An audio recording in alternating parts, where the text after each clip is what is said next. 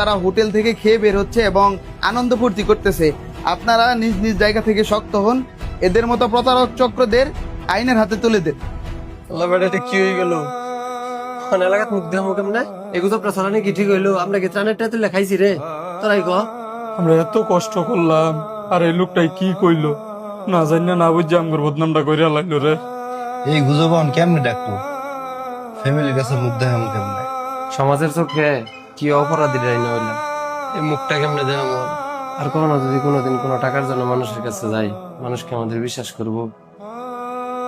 রাকিব, রাকিব, ফেসবুকে কি ভিডিও দেখতেছিস? তোর নাকি মাঝ মস্তি করতেছ, খাই লাগতেছ, রাস্তা দিয়ে আমাদের সময় 3-4 জন কই হালালো। কি ব্যাপার, তোমরা কিছু কর না খায়? সমাজে আব্বার একটা নাম ডাক আছে, তোর লেগে যদি আজকে আব্বা অপমানিত হয় তাহলে তোর বাসা যাওয়া বন্ধ। ভাইয়া ভাইয়া, তুমি বিশ্বাস করো, আমরা একটা টাকাও খাই নাই ভাইয়া। এই তো টেয়াটি এমন পড়ে রয়েছে, যদি খাইতাম এই টেয়াটি কি রাখতাম? না খালি কি বেটা মিছা কথা কব? ভাই, আমরা খাইছি ঠিকই, কিন্তু এই টাকা দিয়ে না। সরি রে বন্ধু, দেরি গেল একটু। দেরি হয়েছে, সমস্যা নাই। আজকে ত্রাণ তোলার লাগবো, কারণ বন্যার তো মানুষের অবস্থা খুবই খারাপ। কিন্তু হন, আজকে কিন্তু তুই চিটটা দিয়া লাইস, আজকে তোর বার্থডে।